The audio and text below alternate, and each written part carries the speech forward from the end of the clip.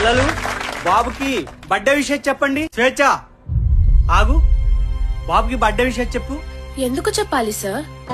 వాళ్ళ పిల్లల ఆనందం కోసం అనాథలైన మమ్మల్ని బాధ పెడుతున్నందుక?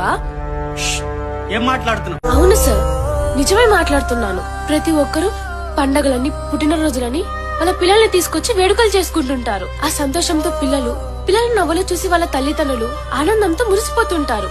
కానీ మా మనసు మాత్రం కన్నీరు పెడుతుంది.